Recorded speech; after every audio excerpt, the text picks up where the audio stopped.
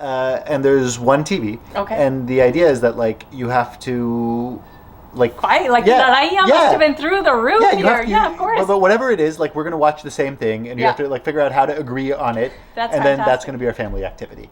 And so we would sit on this dastikhaan, drink chai, and watch some sort of TV. That's great. That's product management 101, by the way. It is. Yeah.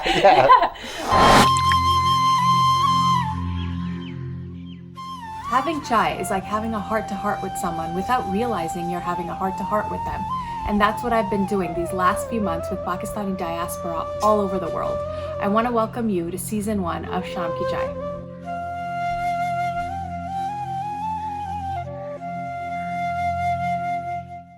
Hi everyone, Assalamualaikum. My name is Nitasha and welcome to another episode of Shampiechai, where I bring you behind the scenes with the Pakistani diaspora all over the world. And today we have the wonderful Ibaad Rahman with us. Thank you, Ibaad, for coming. Hey, thanks for having me. When you moved out to Houston, I'm sure the schooling system was very different from what you experienced in Pakistan or even Zambia. So how did you adjust to that life? Yeah, so I was really young. So I was about 3 when we moved here. Okay. And in Karachi, I definitely went to like a Montessori type school or like a pre-K. Yeah. I don't know exactly what it was called. It was called Tiny Tots is what the name was. Tiny Tots. I remember that, and I went with my cousin, and it was more like babysitting than school. Got it. Yeah. But I think I still, like, by the time I moved here, I was able to read most things. Okay. And speak fluent English. Read in English. And so all of my my education had mostly been in English. Which is very common in Pakistan, by the way, and a lot of people unko ye pata nahi hai, right? Yeah. So we did that. Lekin ghar pe Urdu mein baat karte the, and that was it, and it was very normal for me. Right. So anyway, we moved here, and we enrolled in school. It was called pre-K or something like that, but in local public school, and we lived in a good school district and stuff. So I got there, and they kind of looked at me and looked at my paperwork and whatever, and they decided that I should go to ESL, English as a second language. Yeah. And English as a second language in Texas, at that school especially, was just pure Spanish immersion. No way. Yeah. And so I'm not sure what the thought process was behind it, but they put me in there. Okay. And my parents, being immigrant parents, or my mom being an immigrant mom, was very she didn't really understand or notice that it was in a different language. Right. And at that age especially, it's not like parents are that heavily involved in like the curriculum at school. Yeah. So I was in Spanish immersion for almost 2 years. It was fully taught in Spanish. Oh my gosh. It was really interesting. I didn't really know any better, but 2 years later, my sister was looking at my homework, and she was like, "Well, what is this? Why is this not in English? Like, are you in Spanish class?" Oh my and I was like, "No, this is just like math." And and so then she was like, "Oh, actually," she went and told the people at school that actually he speaks perfect English, and they thought that my English skills were a byproduct of like the great ESL program I was in. That's insane. So you thought school was in Spanish in the United States? Yeah. Oh, that's crazy. And you never questioned that. You're like, oh, this is just what it is. Yeah. Oh, wow. So I went through school, and obviously my parents wanted me to become a doctor, a medical doctor. Classic. And so there was a lot of pressure all the way from like middle school up about how you have to become a doctor, and from a different from lots of different perspectives. Right. One, it's like security and safety, and you'll be fine. Which coming from an immigrant family, like immigrant household, I understand.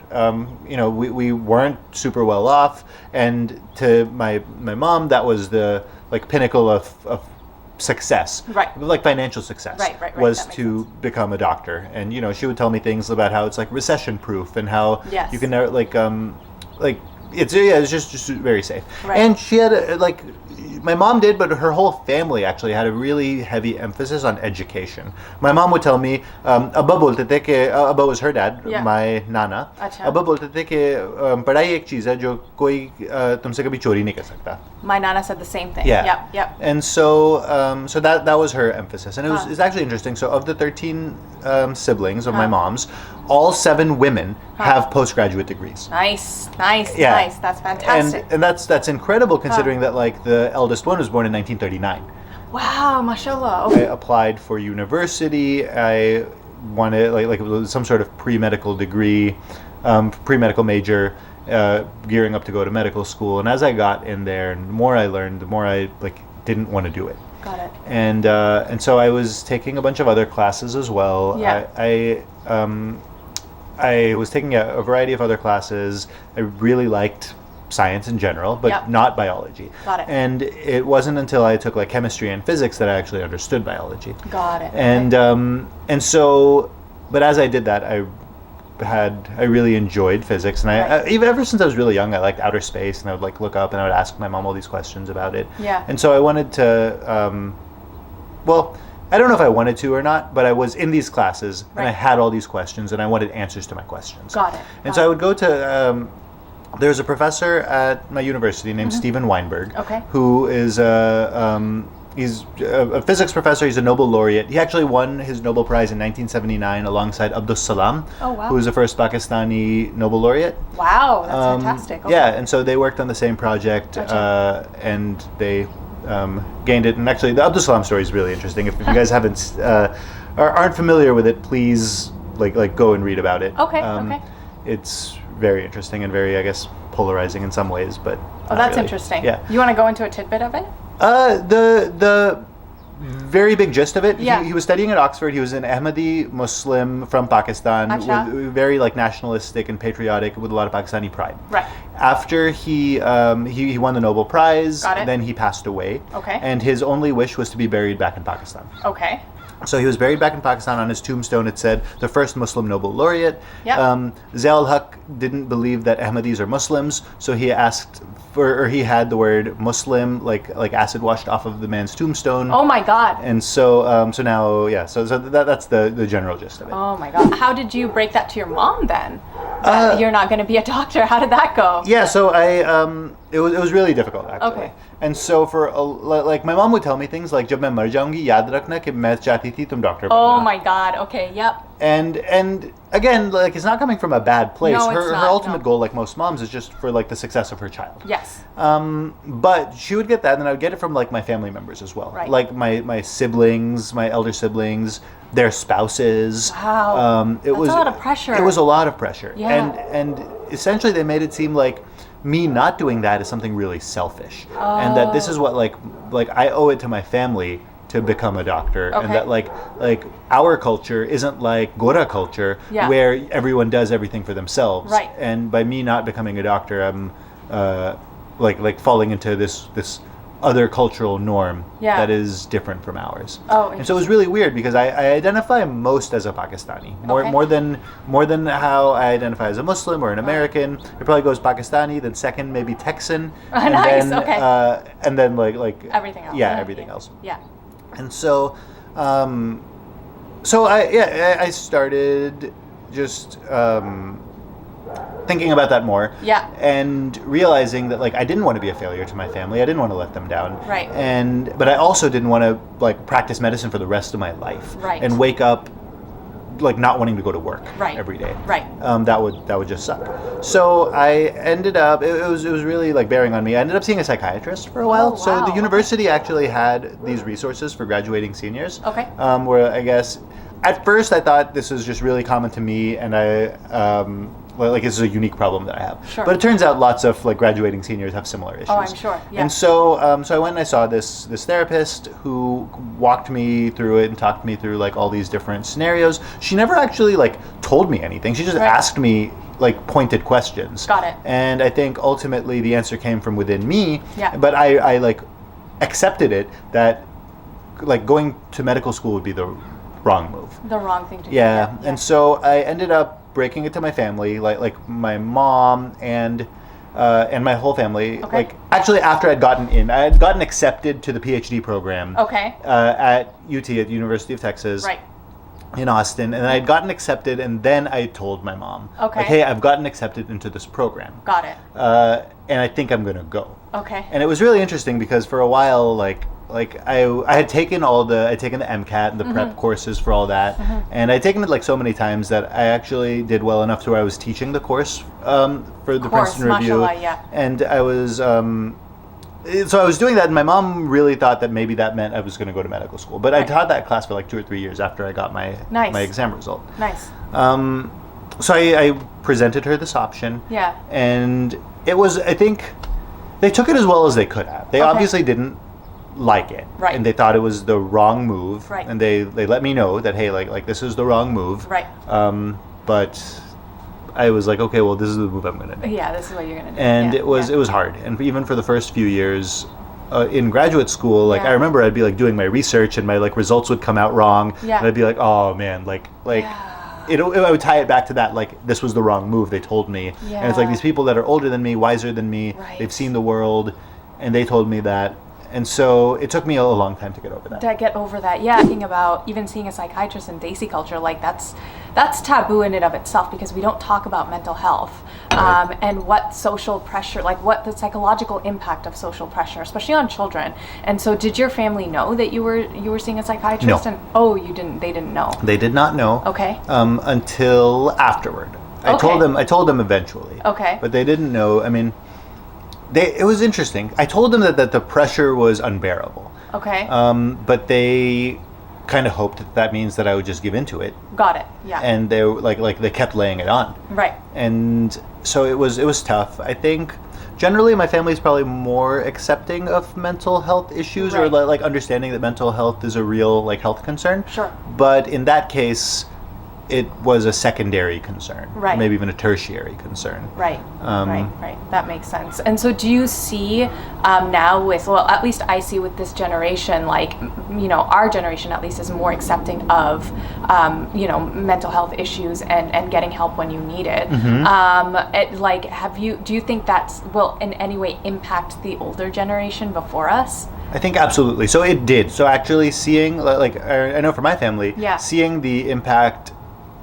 The treatment I received for my mental health issues, like was real impact. Like it that made them accept it more and be more willing to try it out and those types of things. And so now I see, like my mom is very open to it. My general family is a lot more open to trying it. They don't judge people for like seeing therapists and those types of things. So I saw that reverse impact. I think it just came from exposure. Yeah. And so I think the more exposure people get, the more we talk about it, the more we kind of normalize it, the better it gets. And your thesis work was actually used in some really cool spots. So tell us more about that. So I and please don't be shy and don't undersell yourself. Okay. Don't do the I'm so humble thing. Like, you know, like let's just boast. So I like part of my dissertation I was modeling abnormally curved space, and so we built out an algorithm that does it, or like an equation that does it. Gotcha. And then I got a cool grant from a local company in Austin to work with some of their engineering team to envelop my equation, which I guess it looks like a complicated math or physics equation, and package that as a piece of software that then we sold to all the major companies who launch spacecraft from the U.S. Incredible. So Lockheed Martin, NASA, ULA, United Launch Alliance, SpaceX, and a few more I'm probably forgetting. Yeah. And so actually, at this time, SpaceX was vying for some like government grant or government contract for something, and one of them licensed it first, and then all of them like had to follow suit just to remain competitive. Wow. And so they licensed it, and they actually we worked with their team, and so this was a SpaceX team at that time to incorporate it into their navigational software for their spacecraft. Wow. And then we kind of built that and packaged it out and licensed it out to everybody else as well. Yeah. And to this day, I think the first rocket to launch with my software was in 2018 because it has to go through a lot of testing and stuff. Yeah, of course. But yeah, so that's all on there. Our code is there, or my code is there, and is still like. That's insane. I don't necessarily need to find the job that pays me the most. I need to find the job that like fulfills me the most. That's incredible. And so it's incredible, but like wow, what a like place of privilege from where to speak, right? Exactly. Yeah, And so Yeah. I think like if you talk to my older siblings, they Yeah. definitely did not have that luxury. No, I'm sure they didn't. And Yeah. that's why they like wanted me to be financially successful, because Right. they didn't want me to have the same burden that they had. Right. But anyway, so thanks, older siblings, That's what you're for, honestly. yeah, for giving me that privilege to be able to do Right. something like this. That makes So I started with this with a very small startup in the bike industry. I actually met the co-founder. He was really interesting. I followed the space for a while, Nice. Okay. and I met the co-founder and was like, hey, yeah, this is the right thing for me to do at this time. Got it. So I tried it out, and I was like, well, let's see. Best case scenario, I like stay here forever, Yeah. and we have some either very successful exit or something huge happens. Right. Worst case scenario, I'm here for like 3 months. Sure. I learn a lot of stuff, Yeah. and then I move on. Yeah. So I started. It was, I think the team was perfect. It was very small, very lean. Yeah. And like kind of move fast, iterate type. Fail quickly. Type culture. Yeah. And I really liked it because it was Yeah. cool. You can do experiments. You can try Exactly. things. Yeah.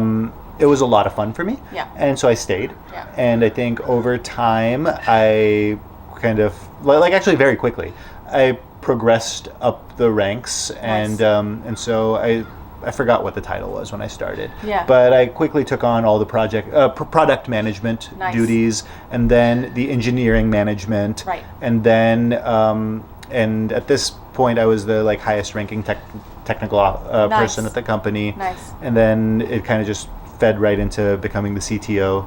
And as we grew out the engineering team and the PM team, Yeah. it made sense for me to lead it, and Right. so that's how that shook out. That's incredible. Yeah. That's awesome.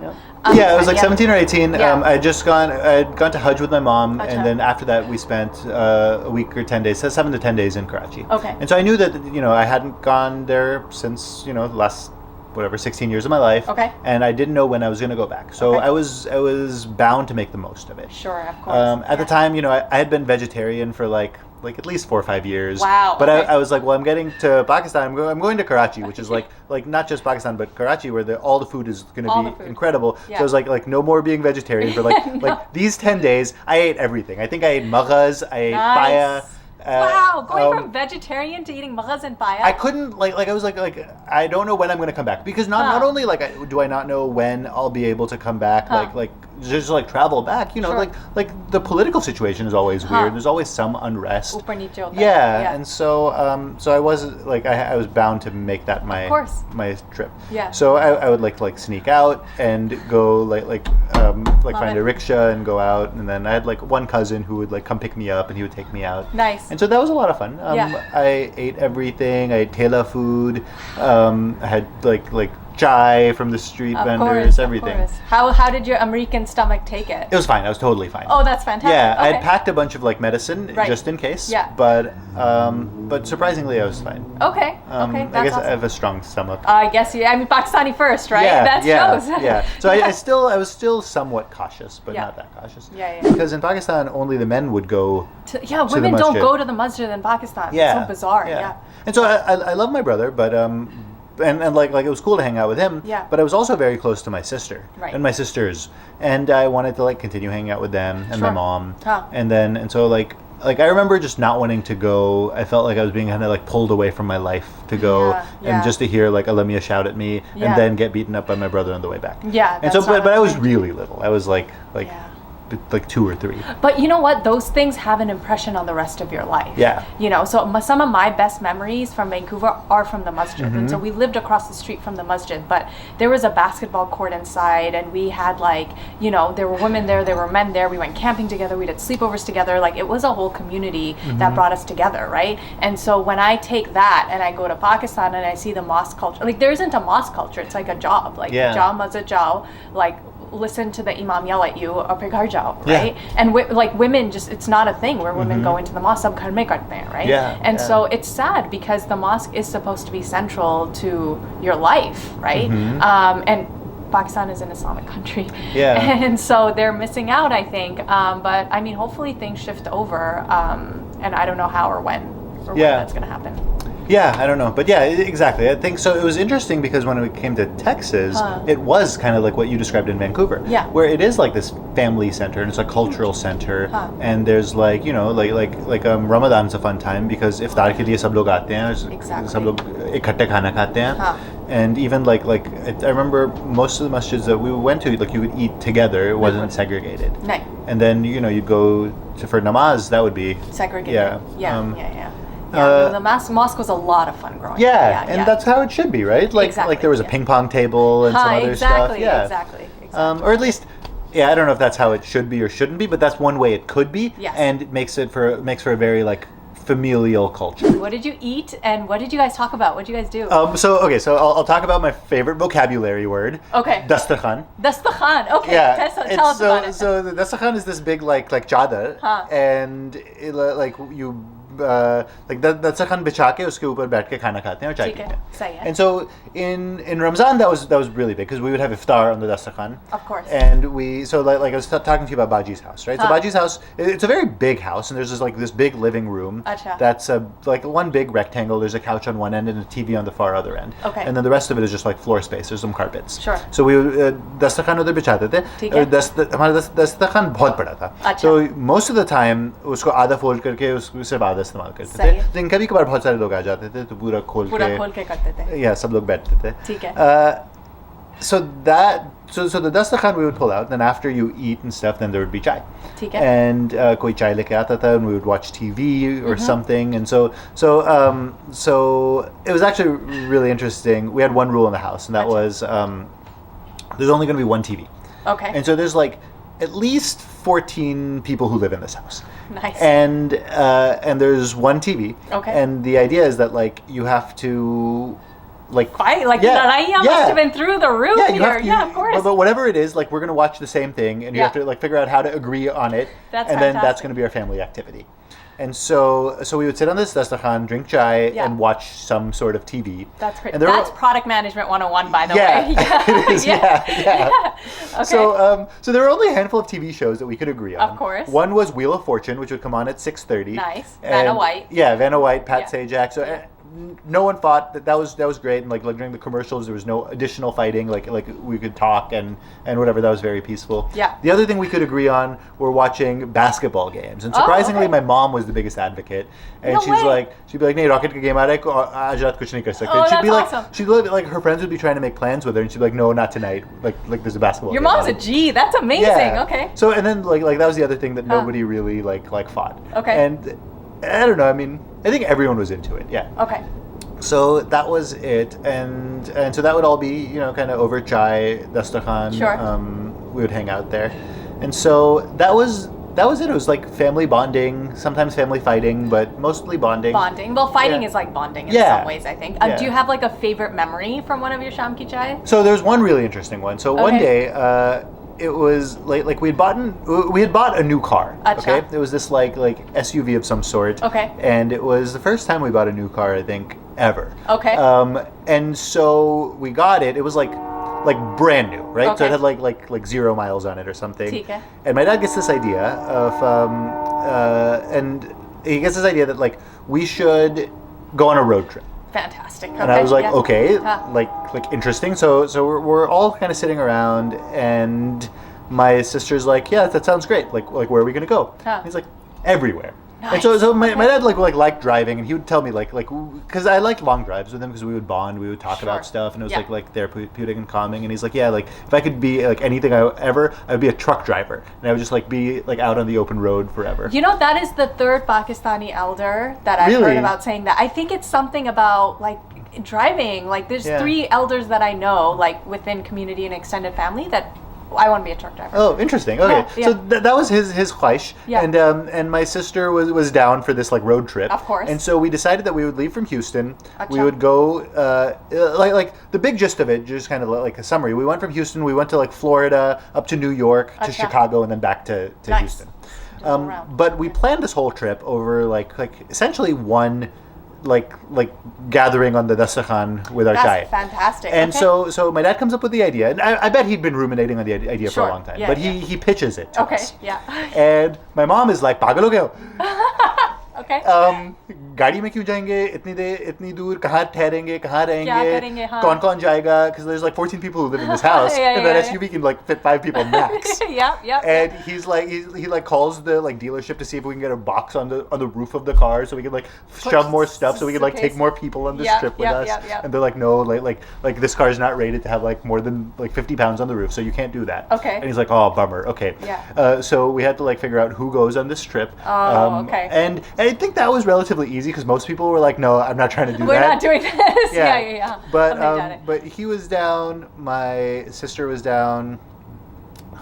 My khala was down, my mom was down, and I was down. There you go. That's 5 of us. people. Yeah. There you go. Yeah. And of those people, I think he and my sister could drive. Okay. And my sister was the only one he ever trusted driving. There you go. Yeah. And so it was fine. He would even tell me like, हाँ जब नादिया गाड़ी चलाती है तो मैं आराम से सो सकता हूँ. मैं नहीं सो सकता. Okay, ठीक है. And so we planned it out, and this was the year 2000. Okay. So this is before Google Maps. I think it might have even been before MapQuest. Wow. So we had an atlas, and he taught me how to read the atlas, and so he was like, yeah. So he thought, I guess that was on the trip. But back to the planning session. Yeah. We were like, oh, kahan thehrenge? And my family's Bihari, and so in like Bihari culture, you add like a wa suffix to people's names. Okay. And so then like people just started chiming in. My khala would be like, oh, Atlanta mein Babanwa rehta hai. And so we're like, okay, let's add Atlanta to the thing. It's like hum log Babanwa ke ghar pe thehar sakte hain. That's fantastic. And then my mom's like, or actually my sister was like, oh, Chicago mein wo kaun tha? Irfanwa Chicago mein rehte hain. That's so crazy. we're like, okay, cool, let's add Chicago to the list. And then my mom would be like, oh, Alabama mein Haq Sahib rehte hain. And so we're like, okay, but like, has anyone talked to Haq Sahib in the last like 10 years? Like, is he still alive? Does he know we're coming? And my mom's like, हाँ बबनवा के तो वो खालाजाद भाई है.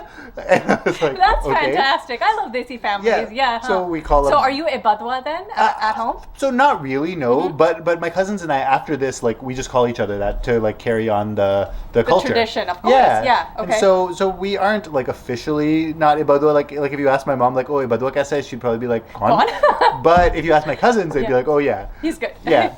And so so that's how we planned it. That all the destinations were found because we knew someone who lived there. Nice. And I think on the whole trip, it was more than a month long. We stayed in a hotel or motel like twice. Wow. The rest of the time we were staying with people. That's fantastic. Yeah.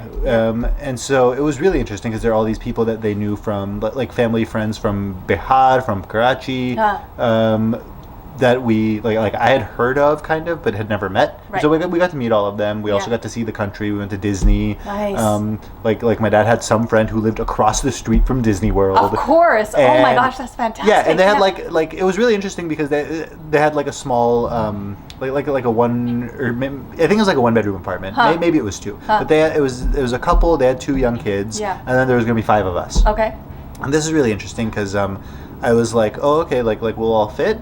And my mom or dad, one of them said something that was really like I carry it with me to this day. Yeah. And they were like घर में जगह हो ना हो दिल में जगह होनी चाहिए. 100%. And I was like, oh, okay, that makes sense. And then like we got there and whatever, like we all stayed, it was fine. Yeah. And then we went to Disney the next day and that was great. Of course, yeah. And so we continued along, and it was really cool to have this like extended family of people that were just so hospitable and welcoming on that trip. That's fantastic. And that's such a Desi like staple, dil mein jagah honi chahiye, right? Yeah, and it was interesting because like you know, that was it. And that was the same thing that happened at Baji's house, right? Yeah. Like I mean, her house had space, but like her dil had space too. Of course. And that's what made it such a welcoming place. Like I grew up there with everyone, and so that was it. And like to this day, like everyone knows. In fact, for a long time, we didn't have a key to the house because the door was never locked. Wow. Okay, and like people who lived there didn't have a key to the house. It was just like always open.